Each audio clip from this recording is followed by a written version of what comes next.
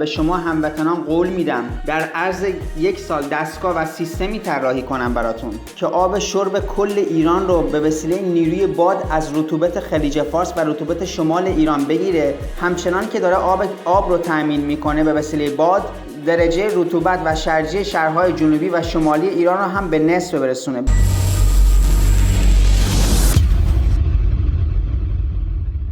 سلام دوستان، عزیزی هستم، طراح و سازنده قایق کاتاماران آریانا. 2 سال پیش سیل وحشتناکی در خوزستان اومد که مجبور شدن تعدادی قایق برای کمک بفرستن، ولی متاسفانه چون کسی با محیط شهر و روستا و عمق آب مناطق سیل زده آشنا نبود، بعضی از قایق‌ها کفشون یا پروانه‌شون به زمین گیر میکرد و میشکست. تصمیم گرفتم قایقی طراحی کنم مخصوص آب‌های کم عمق، خور، باطلاق و هورها برای امداد و کمک باشه. از شما هموطنان خواهش میکنم فیلم مراحل ساخت قایق رو ببینید و اون رو پخش کنید تا دست سفیر آلمان در تهران برسه تا مقدمات مهاجرت قانونی هم به آلمان فراهم بشه. شاید اونجا کسی کمک کنه تا هزاران ایده، طرح و نوآوری و اختراعی که تو ذهنم دارم رو تولید کنم. از سفیر آلمان درخواست میکنم حال گوتن تاگ هر سفیر دویچلند، ich bin عزیزی ich super gefallen arbeiten Deutschland.